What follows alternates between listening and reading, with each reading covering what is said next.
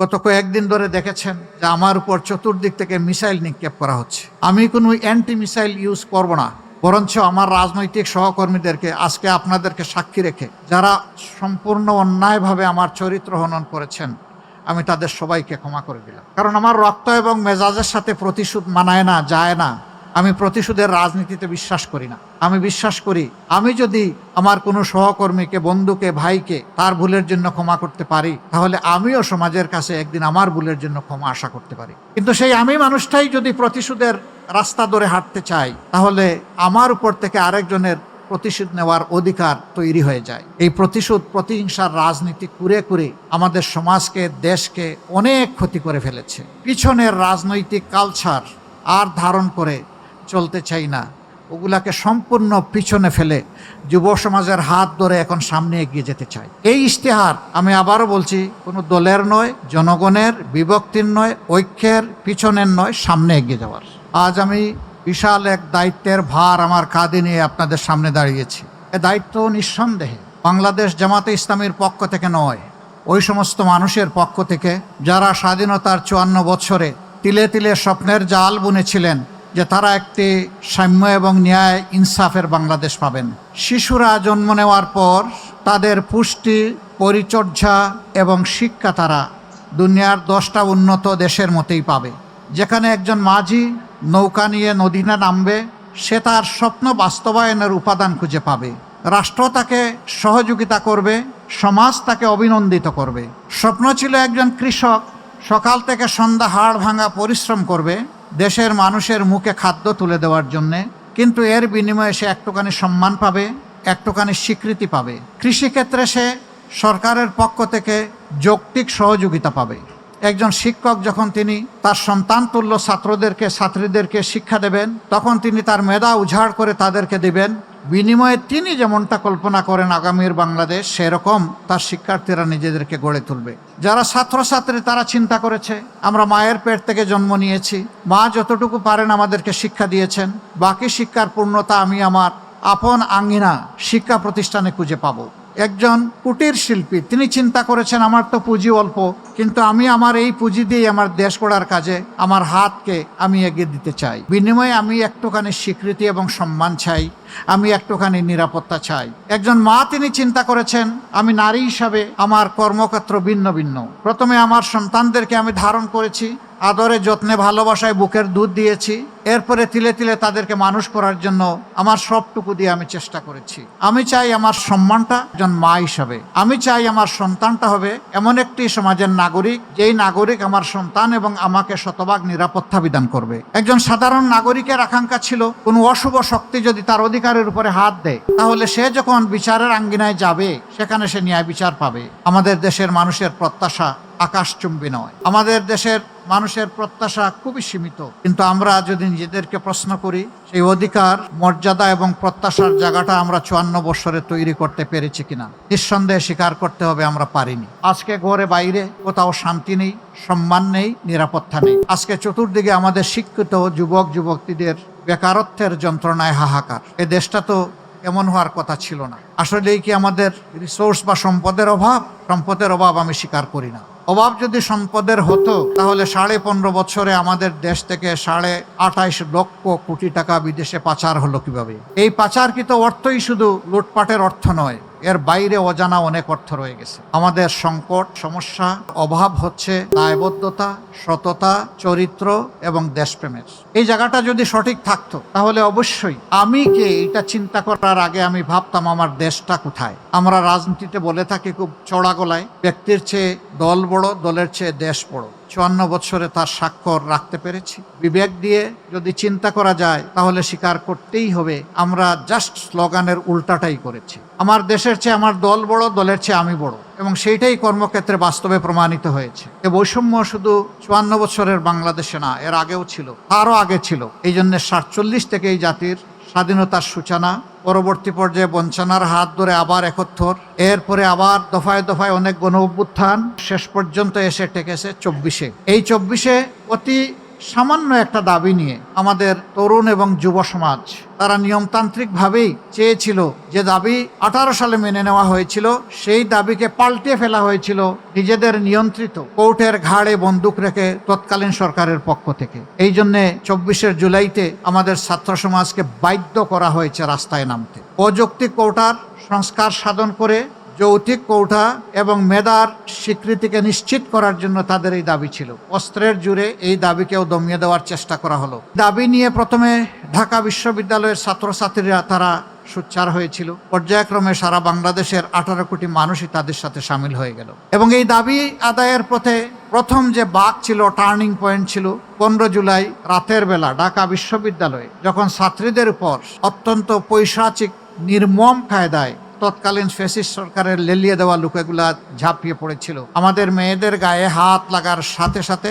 সারা বাংলাদেশ সেদিন জ্বলে উঠেছিল। প্রতিটি ঘর থেকে প্রতিবাদের আওয়াজ উচ্চারিত হয়েছিল। তারপরের দিনই এটাকেই সমর্থন জানিয়ে দেশের উত্তরাঞ্চলে গুরুত্বপূর্ণ শিক্ষা প্রতিষ্ঠান বেগম রোকেয়া বিশ্ববিদ্যালয়ের মেধাবী ছাত্র আবু সাইদ রাস্তায় এসে বলেছিল, হয় আমাকে আমার অধিকার দাও, না হয় আমাকে একটা গুলি দাও। এই যন্ত্রণার অমানিসার শেষ হবে কবে? বুকের ভিতরে তুমুল ঝড়, বুক পেতেছি গুলি কর। 1, 2, 3টা গুলি তার বুকে পড়লো এবং তাকে দুনিয়া থেকে বিদায় করে দেওয়া হলো। শেষ পর্যন্ত তার এই মার্ডারটি নিয়েও রাজনীতি করা হলো। অবশ্য সত্য আলটিমেটলি প্রতিষ্ঠিত হয়েছে। এরপরে লাশের পর লাশ সারা বাংলাদেশের রাজপথকে লাশ দিয়ে ভরে দেওয়া হলো। কম বেশি 1400 জন তরুণ, যুবক, যুবতী, শিশু, আবাল, বৃদ্ধ, বনিতা, শ্রমিক, ব্যবসায়ী, শিক্ষক, বিভিন্ন শ্রেণী পেশার মানুষ গণ উত্থানে বিপ্লবী জীবন দিয়েছেন। একটি রাজনৈতিক দলের ইশতেহার একটি নির্বাচনকে সামনে রেখে এটি কোনো দলীয় কর্মসূচি নয়, বরঞ্চ একটি জাতির প্রতি একটি দলের চিন্তা, তার ভিশন, কিভাবে সে আগামীর দেশটাকে সাজাতে চায় তার একটি জীবন্ত দলিল, যা জনগণের কাছে এটি জীবন্ত একটি ডকুমেন্ট হিসাবে থাকবে। রাজনৈতিক দলগুলা যে ইশতেহার প্রকাশ করে থাকে, যত সমাজের প্রতি এটি তাদের দায়বদ্ধতা এবং অঙ্গীকার। 5 বছর যদি জনগণ তাদেরকে দেশ পরিচালনার সুযোগ দেয়, তাহলে জনগণের অধিকার রয়েছে ইশতেহারের প্রত্যেকটি পয়েন্ট দিন, সপ্তাহ, মাস এবং বছর গুণে ওই দলের কাছ থেকে আদায় করে নেওয়া, বুঝে নেওয়া। আমরা সেই অধিকারটাই তুলে দিতে আজকে এখানে দাঁড়িয়েছি। আমরা এমন একটা বাংলাদেশ গড়তে চাই যে বাংলাদেশের প্রত্যাশা, আমি বিভিন্ন শ্রেণী পেশার মানুষজন যাদের কথা বললাম তারা যেটা প্রত্যাশা করেন। দুঃখের বিষয়, আমরা 15.5 বছর তৎকালীন সকল বিরোধী দল, এদেশের সুশীল সমাজ, সাংবাদিক মহল, আলেম ওলামা কেউ নিপীড়নের হাত থেকে রক্ষা পাননি। 5 আগস্টের পর অনেকেই অতীতের স্মৃতি মনে হয় যেন আমরা ভুলে গেছি। আমরা যদি স্মরণ রাখতাম জুলাই যোদ্ধাদেরকে, আমরা কলিজার ভিতর থেকে আমরা তাদেরকে সম্মান করতাম, ভালোবাসতাম, তাদের আকাঙ্ক্ষাকে ধারণ করতাম, কনসিভ করতাম, আর তাদের আকাঙ্ক্ষা বাস্তবায়নে নিজেরা অঙ্গীকারবদ্ধ হয়ে এগিয়ে আসতাম। কেউ এসেছি, কেউ আসতে পারেনি। কেউ কেউ নিজেদের ভাগ্য গড়ার জন্য লেগে গেছেন। নানাভাবে দেশের মানুষকে তারা কষ্ট দিচ্ছেন, যার সাক্ষী আপনারা সকল, যার সাক্ষী 18 কোটি মানুষ।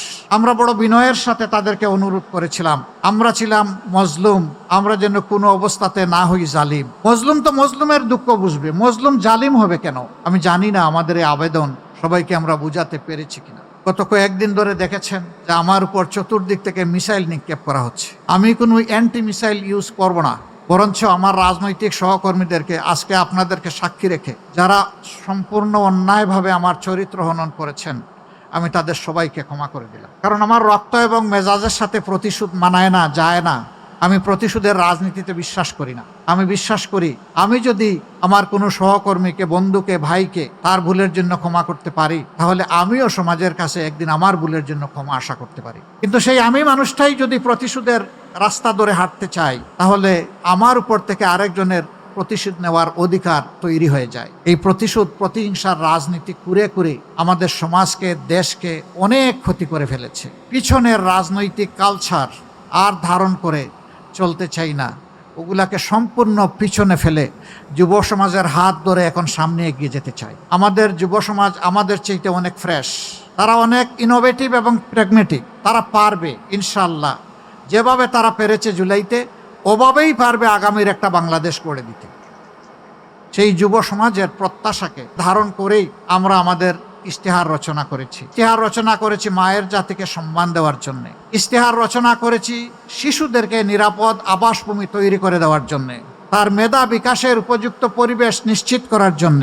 আমরা তৈরি করেছি সুস্থ জাতি গঠনের জন্য শারীরিক সুস্থতার প্রয়োজনে যা দরকার সেই সমস্ত সার্ভিস নিশ্চিত করার জন্য। আমরা যে কৃষকরা আমাদের মুখে খাবার তুলে দেন, সেই কৃষকদের জীবনে আমরা বিপ্লব আনতে চাই। আমরা চাই না পুরানা দাসের সেই কৃষিতে তারা পড়ে থেকে অতি অল্প পুঁজি নিয়ে হামাগুড়ি খাবেন, বরঞ্চ বিশ্বের অনেক দেশ আমাদের বহু পরে স্বাধীনতা লাভ করার পরে কৃষিতে তারা বিপ্লব সাধন করেছে। একসময় তাদের দেশ ছিল আমাদের মতো ইম্পোর্ট ডিপেন্ডেন্ট, এখন তারা হয়ে গেছে এক্সপোর্ট ওরিয়েন্টেড। আমরা পারবো ইনশাল্লাহ। এবং আমাদের মানুষেরা প্রমাণ করেছে এদেশের মানুষ ভালো। তো সমস্যাটা কোথায়? মানুষ যদি ভালো হয় দেশ কেন আগায় না? দেশ তো আগাবে। বাংলাদেশ নামক উড়োজাহাজের ককপিটে যারা বসে আছেন তারা যদি প্রপারলি ডাইভ করেন, তা না হয় দেশ আগাবে। প্যাসেঞ্জার তো আগায় নিতে পারবে না। আমাদের সমস্যা ওই জায়গায়, সমস্যা আমাদের মাথাগুলোতে। ওই মাথাগুলো আমাদের ঠিক হওয়া উচিত। আর মাথাগুলো ঠিক হওয়ার জন্য আমাদের সততা এবং কমিটমেন্ট লাগবে। আমরা কোনো দলীয় সরকার কায়েম করতে চাই না। এই কয়েকদিন জনসভায় অত্যন্ত স্পষ্টভাবে জনগণকে বলেছি, আমি জামাতে ইসলামীর বিজয় চাই না, আমি 18 কোটি মানুষের বিজয় চাই। আমি কোনো গোষ্ঠ পরিবর্তনতান্ত্রিক কোনো রাজনীতিতে বিশ্বাস করি না। আমি বিশ্বাস করি জনতার রাজনীতিতে, জনগণের রাজনীতিতে। এই জন্য আমাদের ইশতেহার তৈরিতে আমরা জনতার কাছে তাদের অভিপ্রায়, অভিমত, আকাঙ্ক্ষা এবং তাদের পরামর্শ আমরা চেয়েছি। এই ইশতেহার তৈরিতে বিপুল সংখ্যক মানুষ, লক্ষ লক্ষ মানুষ আমাদেরকে তাদের মত দিয়ে, পরামর্শ দিয়ে সহযোগিতা করেছেন। যারা ইশতেহার তৈরি করেছেন আর ইশতেহার তৈরিতে এইভাবে সহযোগিতা করেছেন, আজকের এই মুহূর্তে আমি তাদের সকলের প্রতি গভীর শ্রদ্ধা নিবেদন করছি। তাদের চিন্তাগুলো আমরা বুঝতে পেরেছি। তৃণমূল থেকে সর্বোচ্চ পর্যায়ের মানুষেরা আমাদেরকে সহযোগিতা করেছেন। আমাদের যে ইশতেহার, এই ইশতেহার হবে ইনশাআল্লাহ জনবান্ধব, ব্যবসা বান্ধব, শান্তি বান্ধব, শৃঙ্খলা বান্ধব। ব্যবসার ক্ষেত্রে অবশ্যই প্রাইভেট ভেঞ্চারকে আমরা বেশি উৎসাহিত করব। এটা দেশি এবং বিদেশি। শিল্প মালিক যারা হবেন তাদেরকে আমরা সমাজের আইকন হিসাবে কবুল করব। আর এই মালিকেরা যারা লক্ষ লক্ষ শ্রমিককে চাকরি প্রোভাইড করেন, তারা কার্যত লক্ষ লক্ষ পরিবারের মুখে খাবার তুলে দেন। আমরা সেই শিল্পগুলোকে শিশুর মতো তুলে তুলে লালন করব ইনশাআল্লাহ। শিশুকে যদি আমরা আজকে ভালোভাবে পরিচর্যা করি, এই শিশু বড় হয়ে তখন আমাকে পরিচর্যা করবে। আমরা শিল্পকে এই কারণেই নিউবর্ন বেবির মতো আমরা নার্চার করব। তারাই আগামীতে ইনশাল্লাহ এই দেশটাকে সুন্দরভাবে গড়ে দিবেন, আমাদের যুবক যুবতীদের হাতে কাজ তুলে দেবেন। এই ক্ষেত্রে আমাদের পলিসি হবে মালিক পক্ষ এবং শ্রমিক পক্ষকে মুখামুখি করা নয়, বরঞ্চ সমন্বয় করে হাতে হাত ধরে বুঝানো। শিল্প বাঁচাতে হলে শ্রমিককে বাঁচাতে হবে, আর শ্রমিকদেরকে বুঝাতে হবে যে যদি শিল্প বাঁচে তাহলে তুমিও বাঁচবা। সুতরাং শিল্পকে নিজের সন্তানের মতো ধারণ করো। আর মালিকদেরকে আমরা অনুরোধ করব তারা যেন তাদের শ্রম বিনিয়োগ করেন, তাদেরকে যেন তাদের সন্তানের মতো ধারণ করেন। তারা একটুখানি সম্মান চায়, একটুখানি ভালোবাসা চায়, একটুখানি কর্ম পরিবেশ চায়। বিশেষ করে মহিলা শ্রমিক যারা থাকবেন, নারী শ্রমিক, তাদের জন্য কর্মঘণ্টার ব্যাপারে আমাদের একটা প্ল্যান আছে, আমরা বলেছি। পর্যায়ক্রমে সেটা ইনশাল্লাহ বাস্তবায়িত হবে। এটা যখন বললাম, কারো কারো কপালে চিন্তার ভাঁজ, আর কেউ কারো কারো উল্লাস যে এই একটা ভালো পয়েন্ট পেয়েছি, এবার আর একটা মিসাইল মেরে দিব জামাতে ইসলামের উপর। হলো, দুটাই হলো। চিন্তার ভাঁজ যারা ব্যবসা এবং শিল্পের মালিক, তারা চিন্তা করেছেন 5 ঘন্টা কাজ করে যদি 8 ঘন্টার বেতন হয়, তাইলে আমি পুষাবো কিভাবে? না, আপনি দিবেন কেন? তিনি যে কয়েক ঘন্টা এখানে শ্রম দিবেন, সেই কয়েক ঘন্টার আপনি দিবেন, বাকিটা সরকারের দায়, সরকারকে দিতে হবে। মায়েরা সমাজ গড়ে দিবেন, আর মায়েদেরকে এটুকু সম্মান আমরা দেখাবো না? এটা হতে পারে না। দুনিয়ার বহু দেশে এটা আছে। 6 ঘন্টা, 4 ঘন্টা, 5 ঘন্টা। অনেকে আওয়াজ তুললো, এমনিই নারীরা কর্মক্ষেত্রে সুযোগ পায় কম। এখন যখন নিয়োগকর্তা দেখবে যে তাদের কর্মঘণ্টা কম, তখন আর নিবেই না। কিন্তু তারা এটা চিন্তা করেননি, যখন একজন সন্তান সম্ভবা মা, এরপরে যখন তিনি সন্তানকে জন্ম দেন, তারা লালন পালন করেন, অনেক সময় 8 ঘন্টা কাজ করতে পারবেন না বলে পুরা চাকরিটাই ছেড়ে দেন। আমরা তো সেখানে তাদের জন্য সহজ করে দিচ্ছি, যাতে চাকরি তার ছাড়তে না হয়, ওটাও লেগে থাকবে, সন্তানও তার গায়ের সাথে জড়িয়ে থাকবে। এই দুইটার আমরা সমন্বয় ঘটাতে চাচ্ছি। 3 ঘন্টা বাকি যেটা থাকবে, সেখানে কাজ থেমে থাকবে না। দুনিয়ার বহু দেশে আছে পিপিপি, সব জায়গায় পার্ট টাইম ওয়ার্কার নিয়োগ দেওয়া যায়, সেখানে মালিকরা দিবেন, আরো বেশি জব ক্রিয়েট হবে। কোনো মা এমন থাকতে পারেন যে তিনি 5 ঘন্টা পারবেন না, 3 ঘন্টা করবেন, তিনি ওই জায়গাটা ফিল আপ করবেন। এইভাবে যদি আমরা চিন্তা করি, তাহলে তাদের কর্মের পরিবেশটা সহজ হয়। শুধু তাই নয়, শ্রমঘন এলাকায় নারীদের জন্য অবশ্যই বেবিদের ডে কেয়ার সেন্টার থাকতে হবে। তবে হ্যাঁ, পর্যাপ্ত পরিমাণ নারীরা যেখানে কাজ করবেন, সেখানেই কেবল এটা মেনটেন করা সম্ভব। সেইটা যৌক্তিকতার ভিত্তিতে হবে। 5 বছর পর্যন্ত বয়সী শিশু যারা আছেন, তাদেরকে ইনশাআল্লাহ সরকার পূর্ণ দায়িত্ব নিয়ে তাদের স্বাস্থ্য সেবা সম্পূর্ণ ফ্রি নিশ্চিত করবে। সারা জীবন যারা দেশকে, রাষ্ট্রকে দিয়ে গেছেন, অবসর জীবনে চলে গেছেন, এই রিটায়ারমেন্ট লাইফে একদিকে থাকে না টাকা কড়ি, অন্যদিকে বেড়ে যায় রোগ শোক, সেই সময়টা বড় কষ্টের। যিনি সারা জিন্দেগি রাষ্ট্রকে দিলেন, রাষ্ট্রের অবশ্যই তার প্রতি, সেই নাগরিকের প্রতি দায়িত্ব আছে। এই অবসরকালীন জীবনে যতদিন তারা বেঁচে থাকবেন, রাষ্ট্র ইনশাল্লাহ তাদের পূর্ণ চিকিৎসার দায়িত্ব নেবে। মাঝখানের যে বয়সটা ক্রিয়েটিভ এইজ, এখানে পার্টিসিপেটরি, কিছু দায়িত্ব নেবে রাষ্ট্র, কিছু নেবে ব্যক্তি, এইভাবে মিউচুয়ালি এটা আমরা ইনশাল্লাহ মেকআপ করব। এখনকার স্বাস্থ্যসেবার অবস্থা ভালো নেই। রাজধানী টাউনে যেটুকু আছে মফস্বল টাউনে ওঠাও নেই। আমাদের অঙ্গীকার হচ্ছে 64 জেলার সব জায়গায় মেডিকেল কলেজ আমরা গড়বো ইনশাল্লাহ, এবং সেই মেডিকেল কলেজগুলো গড়ার মাধ্যমে আমরা স্কিল ম্যান পাওয়ার ডেভেলপ করব। তারপরে ওই জেলা কেন্দ্রে বিশেষায়িত সরকারি হাসপাতাল থাকবে, সেখানে সবার জন্য ফ্রি হয়তো হবে না, কিন্তু গলা কাটাও হবে না। চিকিৎসা নিতে গিয়ে মন এবং শরীর দুইটাই কমফোর্ট ফিল করবে ইনশাআল্লাহ। সেরকম স্বাস্থ্যসেবা আমরা গড়ে তুলতে চাই। শিক্ষার ক্ষেত্রে আমাদের অঙ্গীকার আরো স্পষ্ট। আমাদের বর্তমান শিক্ষা ব্যবস্থা হচ্ছে সার্টিফিকেট প্রোডাকশনের শিক্ষা ব্যবস্থা। আমরা এই শিক্ষাকে আমূল পরিবর্তন করতে চাই। আমাদের বিদেশি বন্ধু যারা আছেন, উন্নত শিক্ষা তারা তাদের দেশে নিশ্চিত করেছেন, আমরা তাদের সাথে বসবো। আমরা শিক্ষার দুইটা গুণগত পরিবর্তন আনতে চাই। একটা পরিবর্তনের মাধ্যমে প্রতি শিক্ষার্থীকে এই ইমপ্রেশন দেওয়া, ধারণা দেওয়া যে এটি তোমার দেশ, তুমি এই দেশ থেকে আলাদা কেউ নও, আর এই পর্যায়ে তোমার আসতে দেশের সমস্ত মানুষের অবদান আছে তোমার পিছনে। অতএব তোমার দায়িত্ব আছে, তুমি যখন শিক্ষিত হয়ে গুণী হয়ে যখন তুমি কিছু করার বয়সে পৌঁছবা, তখন এই জাতির ঋণ তোমাকে পরিশোধ করতে হবে। শিক্ষার মাধ্যমে এই মোরাল লেসনটা আমাদের শিক্ষার্থীদের মাধ্যমে আমরা দেওয়ার চেষ্টা করব। এরকম শিক্ষার্থী যারা আসে, আমি নিশ্চিত তারা তাদের দেশকে অবশ্যই ভালোবাসবে। তারা স্বার্থপর, আত্মকেন্দ্রিক, সংকীর্ণ মনে হবে না। তারা উদার, দূরদৃষ্টি সম্পন্ন হবে, সবাইকে সম্মান করতে শিখবে, সবার হক তাদেরকে দেওয়ার জন্য সে তার সবটুকু উজাড় করে চেষ্টা করবে। এর সাথে আমরা প্রফেশনাল এডুকেশন, যেই এডুকেশন বেকার তৈরি করবে না, বরঞ্চ যেই এডুকেশন প্রত্যেকটি ক্ষেত্রে দক্ষ জনবল তৈরি করবে। ক্লাস 6 থেকেই ক্রমান্বয়ে এই প্রফেশনাল এডুকেশনটা শুরু হবে। এই এডুকেশন যদি আমরা দিতে পারি, আমরা দুই দিক থেকে লাভবান হব।